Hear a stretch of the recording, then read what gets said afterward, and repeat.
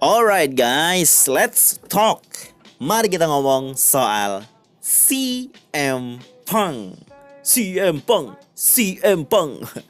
Yang kita tahu kalau CM Punk sudah bergabung ke All Elite Wrestling. Ada detail nih yang mungkin teman-teman harus ketahui ya, yang mungkin belum tahu kalau CM Punk itu setelah dia debut di All Elite Wrestling, dia akan muncul di episode Dynamite dan mungkin akan secara reguler muncul sebelum pay-per-view All Out nanti melawan Darby Allin ya.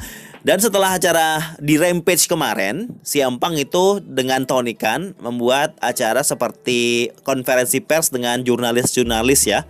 Dan dikonfirmasi dalam konferensi pers tersebut kalau CM Punk ini bergabung ke All Elite Wrestling full time, bukan part time ya. Jadi dia will not be a part time wrestler. Dia nggak akan muncul cuma sekali match doang terus ngilang, sekali match terus ngilang, nggak. Dia full time sama kayak Christian yang sering akan sering bertanding begitu. Dan dia tidak ngasih tahu berapa lama dealnya ini. Tapi yang mungkin kita tahu kalau ini akan lama ya, akan bertahun-tahun dia di All Elite Wrestling. Karena best in the world atau CM Punk ini clearly dengan sangat jelas berkomitmen kalau dengan sangat jelas berkomitmen di rumah barunya ini, yaitu All Elite Wrestling. Selain itu, dalam konferensi pers ini atau media scrum setelah acara Rampage, CM Punk juga bilang kalau dia sudah ngobrol baik dengan Presiden All Elite Wrestling Tony Khan selama 18 bulan atau 1,5 tahun sebelum debutnya. Jadi sebelum CM Punk menyetujui kalau dia mau balik ke dunia gulat, dia udah ngobrol baik sama Tony Khan ini. Yang mana mungkin teman-teman tahu kalau dari awal Tony Khan bikin All Elite Wrestling, CM Punk lah orang yang dia memang sasar untuk dia ajak bergabung begitu. Tapi sejak mulainya All Elite Wrestling, CM Punk memang nggak tertarik lagi untuk bergabung begitu. Dan setelah mungkin ngobrol-ngobrol, mungkin CM Punk sudah berencana bergabung ya sejak 18 bulan yang lalu. Tetapi kan masih pandemi tuh, fans lagi nggak ada nih di acara-acara gulat. Fans masih terbatas, tidak banyak. Jadi mungkin jadi Punk bilang kalau dia memang mau debut itu di depan banyak fans. Jadi dia sambil 18 bulan itu sambil lihat-lihat aja, sambil menanti-nanti, kayak kapan waktu yang pas begitu. Terus ini kok perkembangannya seperti ini, kok bagus banget. Dia jadi melihat bagaimana perkembangannya All Elite Wrestling. Terus akhirnya setelah dia lihat apa yang terjadi, dia kayaknya ngerasa kalau wah, All Elite Wrestling bagus juga nih. Ini seperti gulat profesional atau dunia pro wrestling yang dulu saya sukai, yang dulu saya cintai. Tidak seperti saat dia di WWE. Itu hal yang tersirat yang dia sampaikan ya, bukan perkata yang dia sampaikan.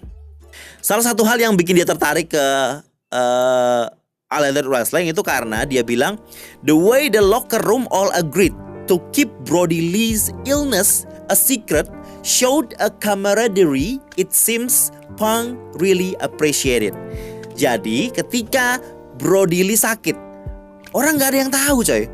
Brody Lee sakit apa ini banyak yang gak nyebar informasinya. Jadi semua locker room, semua orang yang ada di All Elite Wrestling yang tahu hal itu, dia gak ngomong ke halayak ramai. Dia gak ngomong ke media, dia gak ngomong di sosial media apa yang terjadi sama Brody Lee. Ini kan memang suatu seperti ini, misalnya penyakit yang diderita oleh seseorang, itu adalah privasi seseorang. Nah, orang-orang di locker roomnya ataupun orang-orang yang ada di All Elite Wrestling ini merahasiakan hal tersebut, menganggap itu hal yang privasi yang tidak boleh diungkapkan. Ini membuat CM Punk merasa, lah keren sekali begitu, sangat apresiatif sekali, sangat mendukung, sangat support sekali orang-orang yang di All Elite Wrestling. Itu salah satu contoh yang dia tunjukkan, contoh yang dia bilang kalau dia sangat apresiasi apa yang dilakukan oleh locker roomnya All Elite Wrestling. Dan lagi CM Punk bilang kepada wartawan kalau dia ke All Elite Wrestling bukan untuk masalah menang atau kalah. Jadi berapa rekor kemenangan, berapa rekor kekalahan yang akan dia punya. Tidak tidak itu begitu ya. Soalnya banyak nih orang pegulat-pegulat yang mungkin arogan ya, atau pegulat-pegulat yang ngerasa dia kembali harus menang, dia harus sering menang apa segala macam. Dia nggak peduli akan hal itu dari pernyataannya di media Scrum ini. Dia masuk ke All Elite Wrestling untuk membantu, untuk bisa dibilang untuk membuat dunia gulat profesional semakin keren lagi begitu. Dia mau give back. Luar biasa ini. Dan dia bilang dia nggak pernah membenci pro wrestling. Yang kita tahu, si Ambang pernah bilang kalau dia sudah muak dengan dunia gulat pada saat itu. Tapi sekarang dia bilang he never hated pro wrestling. Ya tersirat lah ya. Kalau yang dia maksud pro wrestling adalah ketika waktunya di Ring of Honor, dan sekarang ketika dia di All Elite Wrestling. Dan dia bilang pro wrestling yang kita ambil kesimpulan kalau WWE, masa dia di WWE bukan pro wrestling, tapi sports entertainment. Jadi benar kalau dia bilang dia gak pernah membenci pro wrestling. Yang dia benci saat itu mungkin ya jelas-jelas sports entertainment. Masa dia di WWE. Dan dia juga menyebut orang-orang yang mungkin dia sangat excited untuk dia hadapi, atau dia face to face, atau dia akan bergulat begitu. Dia nyebut nama Young Bucks, Kenny Omega, Brian Pillman Jr., Will Hobbs, Ricky Starks, Jungle Boy, Darby Allin, and Jon Moxley. Jon Moxley ya sudah pernah lah ya. Saya nggak begitu tertarik kalau dia ngomong Jon Moxley, tapi akan sangat luar biasa juga kalau menghadapi Jon Moxley. Tapi yang jelas dia nyebut talenta-talenta yang belum pernah dihadapi. Dan beberapa nama muda juga seperti Brian Pillman Jr., ada Will Hobbs juga, Ricky Starks, Jungle Boy, Darby Allin. Ini orang-orang muda. Ini bibit-bibit baru dunia gulat profesional. Nah, itu maksud dari si Empang untuk membantu atau menolong, mengangkat nama-nama pegulat-pegulat baru ini biar dunia gulat profesional semakin bervariasi, semakin keren lagi begitu. Nah, Pang bilang juga kalau dia open untuk berkompetisi ke New Japan Pro Wrestling. Dia juga terbuka untuk tampil di NJPW, mungkin di ROH atau Impact Wrestling.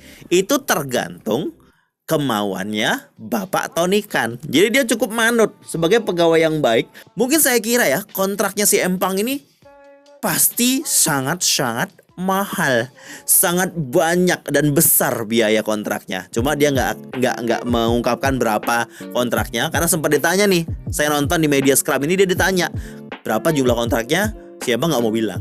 Ya mungkin sangat mahal dong, sampai dia patuh sekali sama Bapak Kans. Dia mau gabung ke NJPW atau mungkin sekali muncul di Impact juga, tergantung perintah dari Tony Khan begitu.